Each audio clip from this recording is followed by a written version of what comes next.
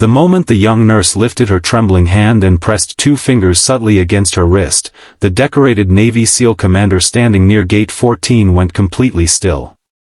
Across the terminal, rolling suitcases rattled, boarding announcements echoed, and travelers hurried past without noticing a thing. But the commander noticed. His breath caught. His trained eyes sharpened.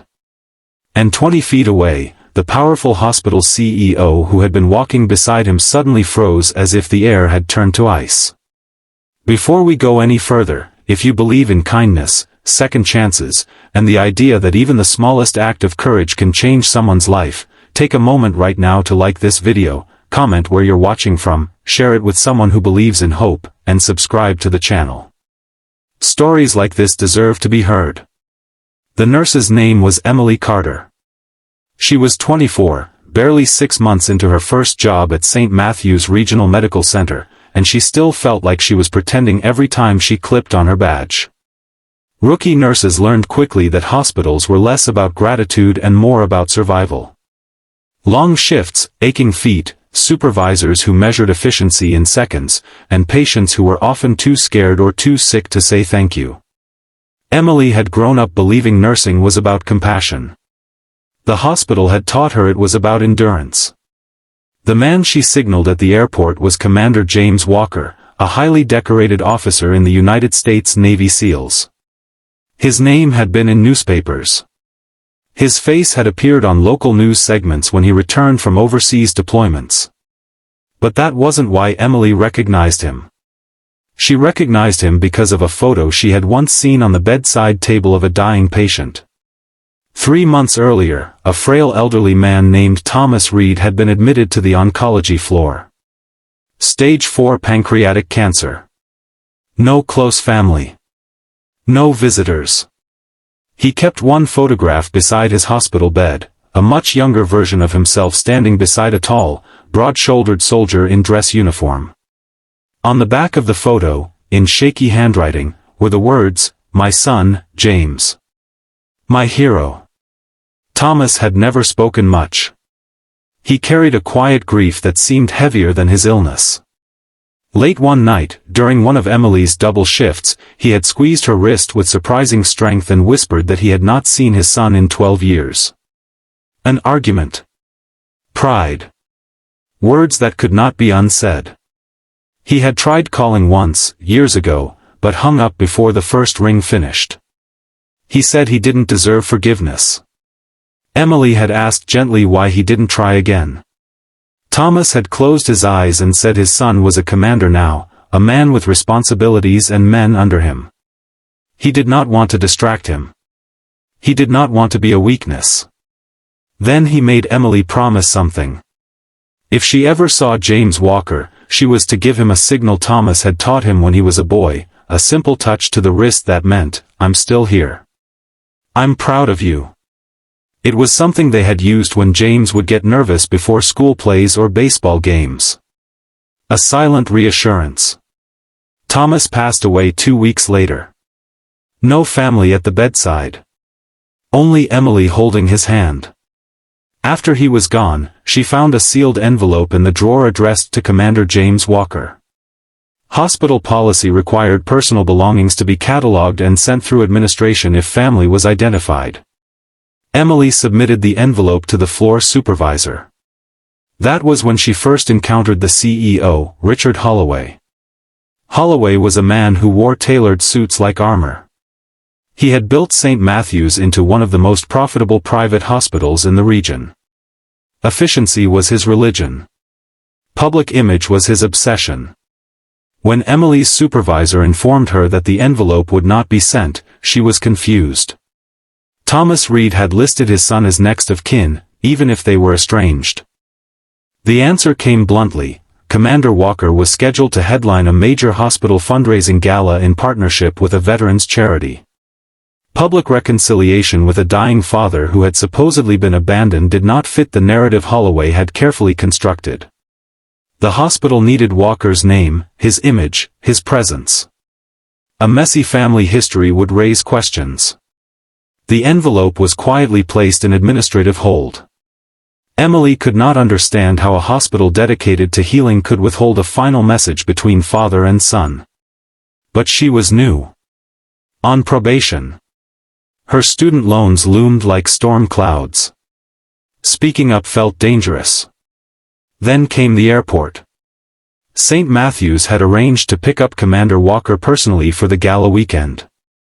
Emily had been assigned to assist with medical standby services in case the commander required anything upon arrival. She had not expected to see him so soon after Thomas's death. She had not expected to feel her heart hammer so violently when she recognized his face from the photograph. Commander Walker stood tall, composed, his posture disciplined even in civilian clothes. There was something guarded in his expression, something that suggested years of carrying responsibility heavier than most could imagine. Beside him, CEO Holloway was mid-sentence, gesturing confidently, probably discussing press coverage and donor seating arrangements. Emily's pulse roared in her ears. She knew she could lose her job. She knew Holloway's influence reached far beyond hospital walls. But she also remembered Thomas's final night, the way he had stared at the doorway as if expecting someone to appear. So she did the only thing she could do without speaking. She lifted her hand and pressed 2 fingers to her wrist. Commander Walker stopped walking. It was subtle, almost invisible, but his entire body shifted. His eyes locked onto hers. In that instant, the airport seemed to dissolve around them. Years of training had conditioned him to notice small details, and this one struck like lightning.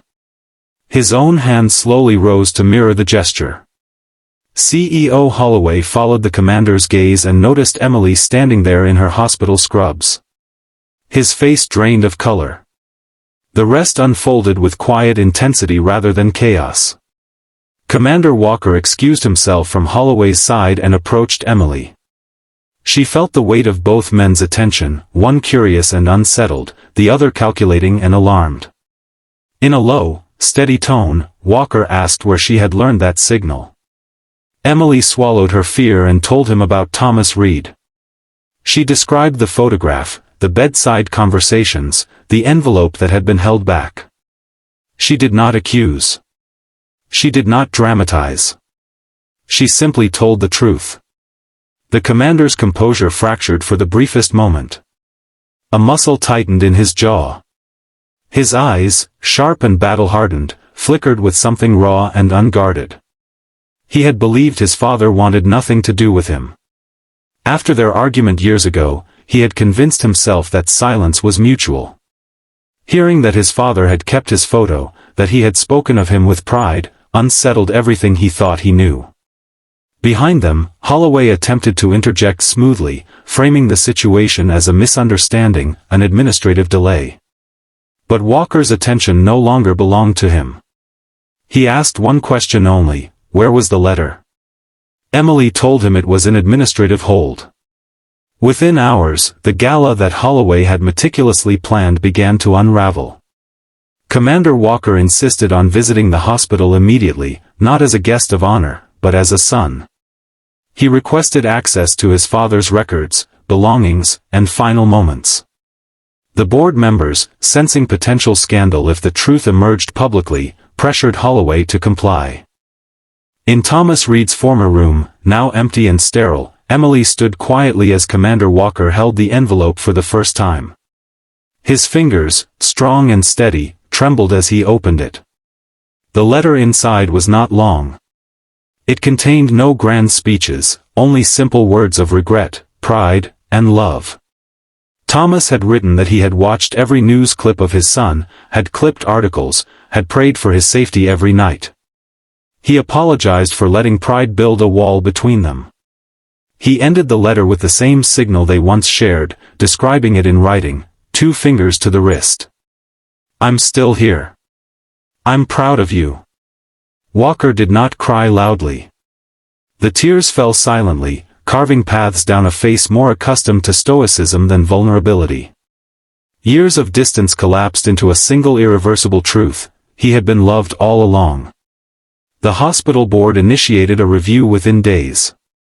News of the withheld letter surfaced, not through scandalous headlines, but through the commander himself. At the fundraising gala, instead of delivering a rehearsed speech about resilience and partnership, he spoke about forgiveness, about missed chances, about how institutions meant to heal must never obstruct human connection. CEO Richard Holloway's confident composure never fully returned after that airport moment. Though no criminal charges were filed, his contract was not renewed the following quarter. The board cited ethical misalignment. Staff members whispered that it was the first time in years they felt heard. As for Emily, she expected repercussions. Instead, she found unexpected support. Nurses from different departments thanked her quietly. Some admitted they had long felt pressured to prioritize optics over empathy. The board offered her a permanent position, removing her probationary status. But more meaningful than job security was the look Commander Walker gave her before he returned to base. It was not hero worship. It was gratitude. He told her that in combat, survival often depended on noticing the smallest signal, a flicker, a gesture, a sound. At the airport, she had given him a signal that saved something far more fragile than a mission. She had saved a piece of his heart from permanent regret. Months later, the hospital established a new policy ensuring that all patient correspondence to family would be handled transparently and delivered without administrative interference. They named it the Reed Family Communication Protocol. Few people knew the full story behind the name. But those who did understood that it represented a shift from profit-driven decisions to patient-centered compassion. Emily continued working long shifts. Her feet still ached. The hospital was still chaotic. But she no longer felt like she was pretending. She had faced power and chosen humanity. She had learned that being a rookie did not mean being powerless. And somewhere, in a modest home lined with framed service medals and a single photograph of a father and son, Commander James Walker began rebuilding a relationship that could no longer exist in person but lived on in memory. He visited his father's grave before every deployment, pressing 2 fingers to his wrist before stepping away. If this story touched your heart, if you believe that courage does not always wear a uniform and that sometimes the bravest act is simply telling the truth, please take a moment to like this video, share it with someone who needs a reminder about forgiveness, and subscribe for more stories that matter. And before this story ends, I have one small request. Comment the words, "I'm still here," below if you believe no message of love should ever be silenced. Because sometimes, all it takes to change a life is a quiet signal in a crowded airport, and the courage to answer it.